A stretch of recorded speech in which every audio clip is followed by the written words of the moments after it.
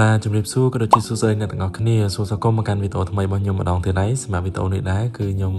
ចង់ធ្វើដើម្បីផុសចូលក្នុង YouTube ចឹងណាព្រោះមានអារម្មណ៍ថាខានផុសវីដេអូនៅក្នុង YouTube យូរហើយហើយអញ្ចឹងទៅខ្ញុំក៏ចង់ធ្វើផុសនៅក្នុង YouTube វិញដែលបង្ហាញពីសកម្មភាពខ្លះៗក្នុងការរៀបចំខ្លួនរបស់ខ្ញុំដើម្បីធ្វើដំណើរទៅកាន់ទីក្រុងភ្នំពេញហើយថ្ងៃនេះផងដែរគឺខ្ញុំត្រូវគ្រប់ពីព្រលឹមព្រោះដោយសារតែជើងអាហារទៅកាន់ទីក្រុងភ្នំពេញហ្នឹងគឺជាជើងអាហារពេលព្រឹកអញ្ចឹងខ្ញុំត្រូវគ្រប់តាំងពីម៉ោង 5 អ្នកនរគ្នាដើម្បីធ្វើការរៀបចំខ្លួនហើយជាទូទៅគឺខ្ញុំអត់ចូលចិត្តគ្រប់ព្រឹកទេអ្នកនរគ្នាតែដោយសារថ្ងៃនេះយើងហាទៅពេញអញ្ចឹងណាខ្ញុំមានធ្វើការ layover រហូតដល់48ម៉ោងអញ្ចឹងខ្ញុំនឹងធ្វើការស្នាក់នៅក្នុងទីក្រុងភ្នំពេញហ្នឹងរយៈពេល48ម៉ោងអញ្ចឹងទៅខ្ញុំរំភើបចិត្តមែនតើអ្នកនរគ្នាអញ្ចឹងទោះបីគ្រាប់ពីព្រលឹមប៉ុណ្ណាក៏គ្រាប់ដោយក្តីរីករាយដែរហើយក៏ប៉ុន្តែ vlog នេះគឺខ្ញុំមានគោលបំណងចង់ធ្វើជាលក្ខណៈថាខ្ញុំទៅពេញខ្ញុំធ្វើឲ្យគេខ្លាចខ្ញុំដើរទៅណាខ្លះអញ្ចឹងណាថតពីសកម្មភាពខ្លះៗអ្នកគ្នាមើលប៉ុន្តែចុងក្រោយមានបានថតអីទាំងអស់អ្នកគ្នាអើយរវល់ពេកអញ្ចឹងបើនិយាយទៅនៅក្នុងវីដេអូហ្នឹងជាពាក់កណ្ដាលនៃវីដេអូហ្នឹងគឺសិតតែជាសកម្មភាពដែលខ្ញុំរៀបចំខ្លួនទាំងអស់គឺសកម្មភាពដែលខ្ញុំនៅពេញហ្នឹងគឺមានតិចមែនតើព្រោះដោយសារតែយូរខ្ញុំបានហោះទៅពេញម្ដងអញ្ចឹងទៅដល់ពេលអញ្ចឹងទៅខ្ញុំទៅញ៉ាប់ទៅទិញអីវ៉ាន់ទិញអីអញ្ចឹងទៅចេះតែភ្លេចអ្នកគ្នាហើយជួបមិត្តភ័ក្តិអីអញ្ចឹងទៅដល់ពេលអញ្ចឹងទៅរវល់ពេកអញ្ចឹងទៅចេះអត់បានលើកទូរស័ព្ទថតអញ្ចឹងអ្នកគ្នាអើយអញ្ចឹងអធិស្ឋានផងហើយសម្រាប់បងអូនដែលគាត់តែងតែសួរថាអូយបងការផុសវីដេអូចូល YouTube វិញចង់មើលវីដេអូ YouTube បងណាឥឡូវផុសហើយអញ្ចឹងកុំភ្លេចចូលទៅមើលហើយ Subscribe ម្នាក់មួយផងដើម្បីឲ្យអូតេសម្នាក់នេះគឺមានកម្លាំងចិត្តនៅក្នុងការធ្វើវីដេអូចែកជូនទៅអ្នកគ្នាមើលបន្តទៀតអូខេអញ្ចឹងឥឡូវងាកចូលមកដល់វីដេអូរបស់យើងវិញសម្រាប់វីដេអូរបស់ខ្ញុំថ្ងៃហ្នឹងគឺដូចខ្ញុំបាននិយាយមុនហ្នឹងអញ្ចឹងគឺខ្ញុំចង់បង្ហាញអ្នកគ្នាពីសកម្មភាពក្នុងការរៀបចំខ្លួនរបស់ខ្ញុំដើម្បីធ្វើដំណើរទៅកាន់ទីក្រុងភ្នំពេញហើយសម្រាប់ជើងអាហាររបស់ខ្ញុំថ្ងៃហ្នឹងនឹងធ្វើការចេញដំណើរនៅម៉ោង 9 ព្រឹកអញ្ចឹងខ្ញុំត្រូវគ្រប់តាំងពីម៉ោង 5 ហើយបន្ទាប់មកខ្ញុំនឹងធ្វើការរៀបចំខ្លួនខ្ញុំសម្រាប់ខ្ញុំផ្ទាល់គឺខ្ញុំចំណាយពេល1ម៉ោងអ្នកគ្នាដើម្បីធ្វើការរៀបចំខ្លួនអញ្ចឹងណាហើយសម្រាប់ខ្ញុំផងដែរគឺខ្ញុំក៏រៀបចំបាយទឹកទៅដែរអ្នកគ្នាគឺខ្ញុំដាក់វិចបាយទៅខ្លួនឯងអញ្ចឹងណាព្រោះដោយសារខ្ញុំអត់សូវចូលចិត្តញ៉ាំបាយលើយន្តហោះអ្នកគ្នាអញ្ចឹងទៅខ្ញុំវិចម្ហូបវិចអីទៅខ្លួនឯងហើយអញ្ចឹងជាមូលហេតុដែលខ្ញុំគ្របលឿនហើយបើសម្រាប់បាលីរបស់ខ្ញុំវិញដូចជាកៅអៅដូចជាអីដែលយើងត្រូវយកទៅស្លៀកពាក់នៅខាងនោះអញ្ចឹងណាឯបានដែលយើងត្រូវយកទៅនៅក្នុងការ layover របស់យើងហ្នឹងគឺខ្ញុំរៀបចំតាំងពីយប់ពីម្សិលមិញហើយអញ្ចឹងមុនពេលខ្ញុំហោះគឺខ្ញុំរៀបចំឲ្យហើយមុនមួយថ្ងៃហើយបើសិនអ្នកគ្នាសួរអំពីកម្រងវិញគឺខ្ញុំមាន1លានកម្រងអ្នកគ្នាទៅពេញម្ដងគឺថាកម្រងហ្នឹងគឺអត់មានអីទេទិញរបស់ញ៉ាំរបស់អីយកមកវិញហ្នឹងអ្នកគ្នាព្រោះដោយសារនៅនេះវាអត់មានសបោអីញ៉ាំដូចនៅខ្មែរយើងអញ្ចឹងណាយើងជាជនជាតិខ្មែរអញ្ចឹងទៅយើងញ៉ាំរបស់ខ្មែរហើយសម្រាប់របស់ដែលសំខាន់ដែលខ្ញុំត្រូវការទិញហ្នឹងអ្នកគ្នានឹងមានអីអត់មានដូចជាទឹកត្រីទឹកស៊ីអ៊ីវប៊ីចេងត្រីងៀតគោងៀតអីចឹងអ្នកគ្នារបៀបរបស់គ្រឿងខ្មែរយើងចឹងណាអញ្ចឹងទៅយើងទិញមកទុកទៅដើម្បីយើងមកដល់នេះយើងស្រួលធ្វើម្ហូបខ្មែរយើងញ៉ាំហើយខ្ញុំមកឲ្យតែបាន fly ទៅខ្មែរម្ដងគឺខ្ញុំសប្បាយចិត្តអ្នកគ្នាអើយព្រោះដោយសារតែយើងបានទៅទិញឲ្យវ៉ាន់ចឹងដែលយើងត្រូវការញ៉ាំត្រូវការប្រើប្រាស់អ្នកគ្នាព្រោះដោយសារខ្ញុំទោះបីតែខ្ញុំរស់នៅអាប៊ូដាប៊ីដែរមែនប៉ុន្តែខ្ញុំនៅតែញ៉ាំម្ហូបខ្មែរខ្ញុំនៅតែប្រើប្រាស់ឲ្យវ៉ាន់ខ្មែរយើងធម្មតាហ្នឹងឯងអញ្ចឹងមិនពេលឲ្យតែខ្ញុំបានទៅខ្មែរម្ដងគឺខ្ញុំមានរំភើបអ្នកគ្នាព្រោះដោយសារយើងបានទៅទិញរបស់ដែលយើងត្រូវការហើយក្រៅពីរបស់ប្រើប្រាស់ដែលយើងត្រូវទិញហ្នឹងហើយគឺមួយទៀតរឿងញ៉ាំអ្នកគ្នាគ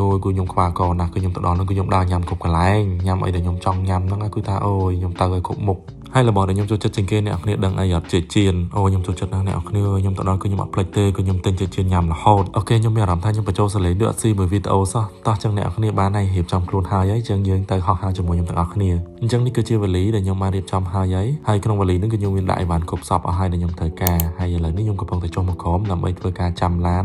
បសរបស់គ្រូហ្នឹងគេមកដឹកគ្រូដើម្បីទៅ office អញ្ចឹងសម្រាប់ខ្ញុំផ្ទាល់គឺខ្ញុំត្រូវទៅ office រយៈពេល1ម៉ោងមុនណាអ្នកគ្នាអញ្ចឹងដោយសារម៉ោង reporting time របស់ខ្ញុំគឺម៉ោង 7អញ្ចឹងខ្ញុំត្រូវចេញពីផ្ទះទៅនេះម៉ោង 6អញ្ចឹងឥឡូវម៉ោង 5:50 ខ្ញុំត្រូវចុះមកក្រោមមុន10នាទីដើម្បីចាំឡានគេមកយកហើយសម្រាប់ផាត់មកខ្ញុំស្នាក់នៅទៅកន្លែង office ហ្នឹងគឺចិត្តទេអ្នកគ្នាអញ្ចឹងខ្ញុំជិះប្រហែលជា15នាទីទៅ20នាទីអីគឺដល់ហើយអូខេអញ្ចឹងឥឡូវឡានបានមកដល់អ្នកគ្នាយើងធ្វើការឡើងឡានទាំងអស់គ្នាប៉ុន្តែពេលយើងឡើងដល់លើឡាននេះយើងត្រូវស្ងាត់មាត់អ្នកគ្នាយើងអាចនិយាយលឺបានទេកុំឲ្យរំខានដល់គេបន្ទាប់ពីធ្វើការជិះឡានអស់រយៈពេល20នាទីខ្ញុំបានធ្វើដំណើរមកដល់ office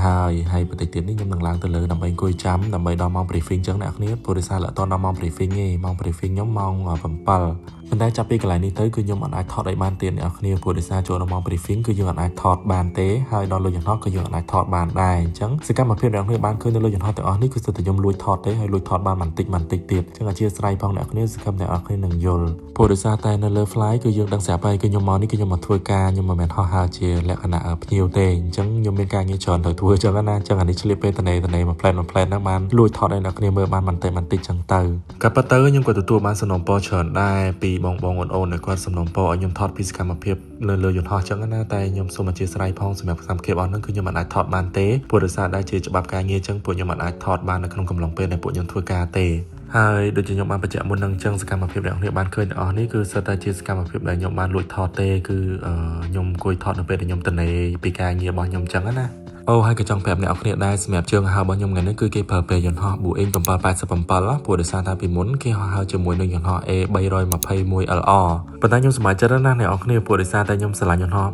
Boeing 787នឹងខ្លាំងអញ្ចឹងខ្ញុំចូលចិត្តនៅពេលបានហោះជាមួយនឹងយន្តហោះហ្នឹងតែខ្ញុំមិនដឹងថាគេនឹងផ្លាស់ប្ដូរទៅ A321LR នឹងវិញនៅពេលណាទេខ្ញុំសង្ឃឹមថាគេនឹងអត់ប្ដូរទេព្រោះខ្ញុំស្រឡាញ់យន្តហោះហ្នឹងអ្នកគ្នា787ហ្នឹងគឺ my favorite aircraft ហ្មងមិនន័យថាយន្តហោះដែលខ្ញុំស្រឡាញ់ខ្លាំងជាងគេហ្មងព្រោះដោយសារតែប្រភេទ Boeing 787នោះគឺវាធំទូលាយស្អាតអញ្ចឹងអ្នកនរគ្នាគឺខ្ញុំចូលចិត្តទៅហើយណាមួយយើងដឹកភ្ញៀវបានច្រើនទៀតអញ្ចឹងសម្រាប់ភ្ញៀវដែលជិះសម្រាប់ fly ខ្ញុំថ្ងៃហ្នឹងក៏មានរៀងច្រើនគួរសមដែរហើយសម្រាប់ជើងហើរពីអាប៊ូដាប៊ីមកភ្នំពេញហ្នឹងគឺមានរយៈពេល7ម៉ោងអ្នកនរគ្នាអញ្ចឹងឥឡូវនេះគឺយន្តហោះរបស់យើងបានមកដល់ទីក្រុងភ្នំពេញហើយអញ្ចឹងឥឡូវនេះគឺយើងកំពុងតែធ្វើដំណើរទៅកាន់អូតែលដែលក្រុមហ៊ុនគេបានផ្ដល់ឲ្យអ្នកនរគ្នាគឺខ្ញុំប៉ុន្តែខ្ញុំចង់ទៅផ្ទះក៏បានខ្ញុំចង់ស្នាក់នៅអូតែលក៏បានដែរក្រុមហ៊ុនគេអត់ថាអីទេអញ្ចឹងណាអញ្ចឹងខ្ញុំសម្រេចចិត្តថាលើកនេះគឺខ្ញុំស្នាក់នៅអូតែលព្រោះដោយសារផ្ទះខ្ញុំនៅប៉ូជីតុងអ្នកគ្នាឆ្ងាយពេកខ្ញុំខ្ជិលទៅខ្ញុំចង់នៅអូតែលវិញព្រោះដោយសារអូតែលយើងវានៅមាត់ទន្លេអ្នកគ្នាដល់ពេលអញ្ចឹងទៅយើងស្រួលដើរលេងអញ្ចឹងណាអូយអ្នកគ្នាមើល view បន្ទប់ដែលខ្ញុំស្នាក់នៅហើយអូយស្អាតខ្លាំងអ្នកគ្នានិយាយទៅមើលទៅឃើញទន្លេឃើញអាគារឃើញអីហ្មងគឺអែមមែនតើពេញមកយើងគឺអែមដែរតើអ្នកគ្នាស្អាតណាស់ពេលខ្ញុំមកឃើញ view នោះគឺខ្ញុំឡើងវ៉ាវហ្មងហើយមកដល់គឺអត់មានឲ្យខាត់ពេលវេលាយូរទេគឺសម្រាប់ចិត្តផ្លាស់ប្ដូរកៅអៅទៅរកអីញ៉ាំភ្លាមហ្មងហើយលើកនេះខ្ញុំឃ្លានកាទៀវអ្នកគ្នាអញ្ចឹងខ្ញុំត្រូវកាទៀវញ៉ាំមុនគេបន្ទាប់ពីញ៉ាំកាទៀវហើយគឺខ្ញុំទៅសាយអនអ្នកគ្នាគឺខ្ញុំត្រូវទិញអីវ៉ាន់អ្នកគ្នាទៅទិញអីវ៉ាន់ខ្ញុំត្រូវការប្រើដល់ពេលអញ្ចឹងទៅខ្ញុំទៅទិញនៅហ្នឹងហើយយើងអង្គុយញ៉ាំបរោនញ៉ាំអីចឹងណាអូអធិស្ឋានផងអ្នកគ្នាដោយសារឥឡូវអស់វីដេអូក្នុងការដាក់មកហើយអញ្ចឹងខ្ញុំអត់មានអីត្រូវបញ្ចូលសលេងតទៀតទេគឺខ្ញុំមានតែពាក្យថាអរគុណដល់អ្នកគ្នាដែលតែងតែរងចាំវីដេអូរបស់ខ្ញុំហើយសង្ឃឹមអ្នកគ្នានឹងចូលទៅមើល YouTube របស់ខ្ញុំឡើងវិញណាអ្នកគ្នាហើយជួយ Subscribe ឲ្យខ្ញុំម្នាក់មួយផងហើយបើសិនអ្នកគ្នាចង់ឲ្យខ្ញុំធ្វើវីដេអូពីអីទៀតអាច comment នៅខាងក្រោមឬក៏ផ្ដល់ជាមតិយោបល់ឲ្យខ្ញុំបាននៅក្នុងការបង្កើតវីដេអូថ្មីសម្រាប់អ្នកគ្នាអញ្ចឹងអរគុណច្រើនជម្រាបលាណាបាយបាយ